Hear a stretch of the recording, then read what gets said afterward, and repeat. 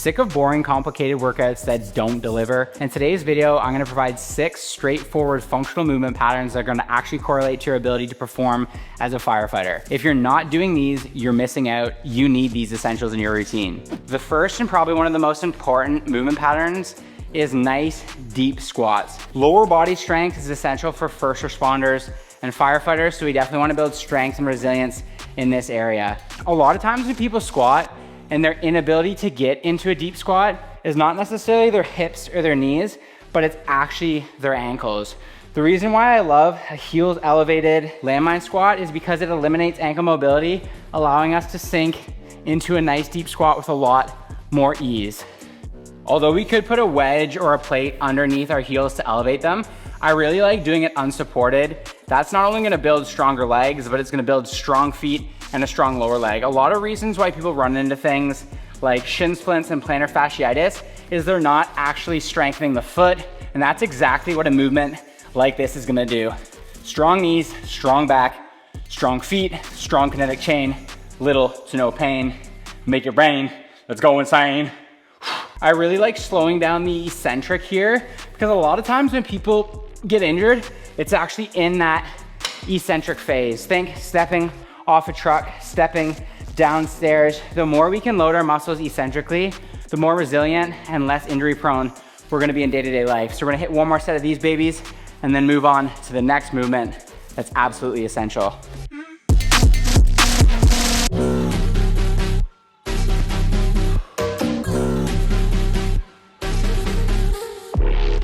One of the most neglected movement patterns is rotation. A lot of people get really strong in this frontal plane of motion, but when they have to twist to pick something up, pick up their child, pick up the Lego, that's when their back goes out, and it's because they haven't built the capacity and the tolerance outside of that range of motion. And when you think about our job, advancing hose lines, forcing doors, rotation is essential. We wanna build the capacity and the tolerance in a controlled setting so we can perform out there, and that's why I absolutely love a kettlebell chop. Watch all the muscles of my core work as I move here. Not only are we increasing range of motion, but all the muscles in my low back, the paraspinal muscles, my erectors, the QL, they're getting crazy strong. That's gonna make sure that that back stays bulletproof and pain-free.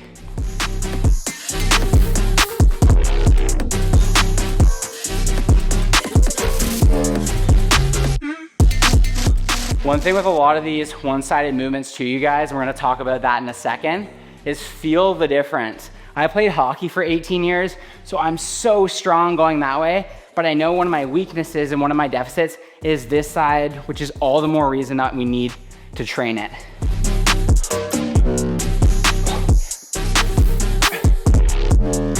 And if you guys have been here for a while, you know, short rest intervals means killing 2 birds with 1 stone. We're working that aerobic foundation while also building functional strength. And further to that point about the side-to-side imbalance is that I think one of the things, one of the reasons why functional fitness is so beneficial, we become a lot more in tune with our body.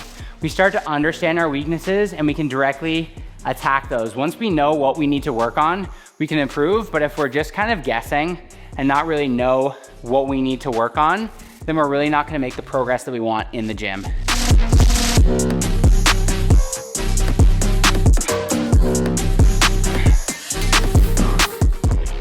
Especially when it comes to rotational movements though, you guys, master the form before you up the weight. Quality over quantity every single time.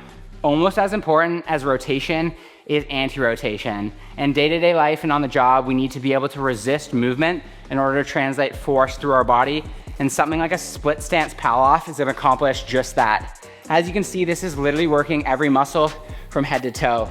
If that's too advanced, drop down to 1 knee and press out against that midline, resisting that rotation. If you want to continue to challenge yourself and progress this movement, go out and overhead. The farther the weight away from our body, the harder it's gonna be. And I guarantee if you haven't tried this, it's going to absolutely humble you. When I do these reps, you guys, talk about lower leg and foot strength. Watch all these little muscles in my body work.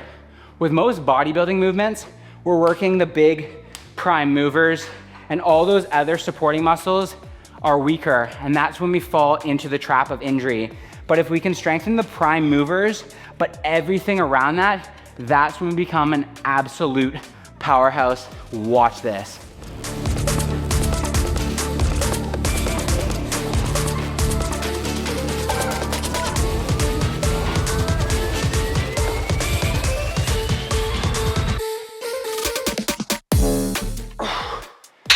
Holy fuck. My God. Hybrid training, threshold session on the legs, isometrics. That is spicy. But again, that's how we get nice and strong. Following up with that, if you really want to expose weakness, unilateral training is essential. As I mentioned before, is really going to let you know, and it's become glaringly obvious where you lag. A lot of traditional bilateral lifting, especially with machine work, we're just gonna continue to bias the strong side. Our brain, our nervous system is really strong. It wants to make a task as easy as possible, and it's gonna do whatever it needs to do to make that happen. But what we have to realize is all of a sudden this side becomes way more overdeveloped, and this side again is weakness. Weakness leads to vulnerability. Vulnerability leads to lack of capacity. Lack of capacity leads to injury risk going way up. So I love unilateral training because instead of having to rely on that strong side as a crutch, we're gonna work that side in isolation. And although imbalance is a part of life, everyone has imbalances. We wanna minimize and mitigate that as much as possible, and unilateral training is the way. And we're gonna do a little cross-body overhead kettlebell press. Really gonna work the core, chest, shoulders, and triceps. I'm right-handed, so I know this side always feels way, way easier. Strong, in control, tons of power.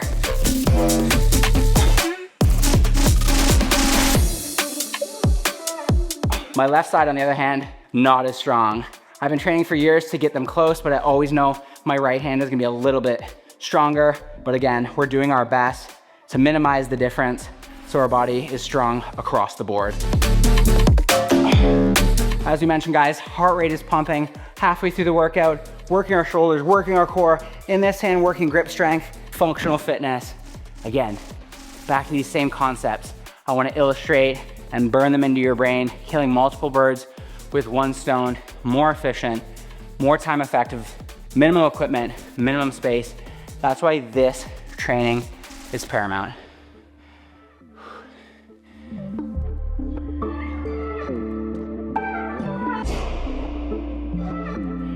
If you're not training single leg strength as a first responder, you're completely missing the boat, and that's why lunges are essential. One thing you guys are gonna hear me talk about all the time is doing a lot with a little. We don't need to bench press 315. We don't need to back squat 405. We don't need to deadlift 505. If we use smaller weights but train smarter, not harder, we get a whole bunch of benefit and adaptation without the risk of injury. Get rid of your ego and just lift the right way. And this movement is a prime example. So Coach Mitch, why are you standing on a plate with one foot? And this is why. We've talked about it before and we'll say it again.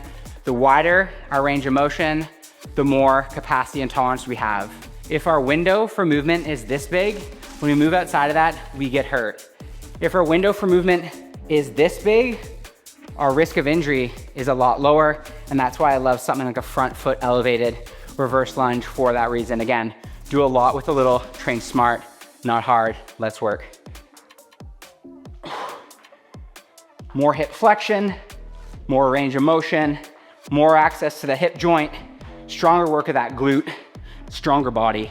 Let's go, you guys. One of the main things with lunges is you want to keep our knee stacked above our toe. If we start to valgus or our knee starts to cave in, we're putting a lot of undue stress on that joint. And what that tells me is we need to work the external rotators of the hip to keep it stacked. And again, if that means just body weight and dialing in form, that's where we start. And then ultimately, we're gonna progress to heavier and heavier weights through progressive overload until they become easy, it feels robotic, and you feel bulletproof.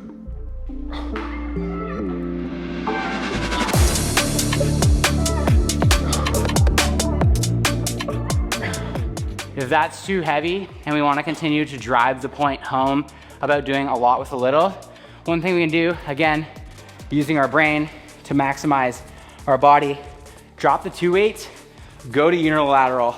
This is gonna work the core. It's gonna create a lot more instability, and it's gonna allow us to get a ton of benefit with literally half the weight, you guys. So again, these are the things that I train with, especially balancing fatigue, shift work, avoiding injury, using weights smart. It's allowed me to stay injury-free, strong and resilient. It's exactly what I do with the hundreds of clients that I've worked with.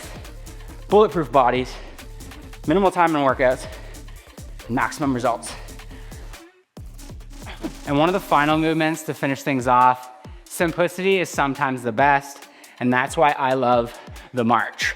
Take a thing like a plate, go up overhead, and go nice and slow. Balance, stability, core strength, strong hip flexors. These are things that we're gonna require every single day. You'll be surprised how effective these really are. If we do this all day, not difficult, you guys. Plant that foot, drive, nice and slow. It's all about stability, working strength and proprioception, our body's ability to compensate for movement and stabilize against it. The more we prepare for unpredictability in a controlled setting, the more we're ready for the chaotic nature of what we do on the job. And that's it, you guys. I can guarantee if you incorporate these 6 basic movement patterns, you're gonna feel better, have more energy, feel stronger, more capable on the job and in day-to-day life. So if you love videos like this, I'm sure you're gonna absolutely love my weekly newsletter. I'll put the link in the description. Until next time, stay safe.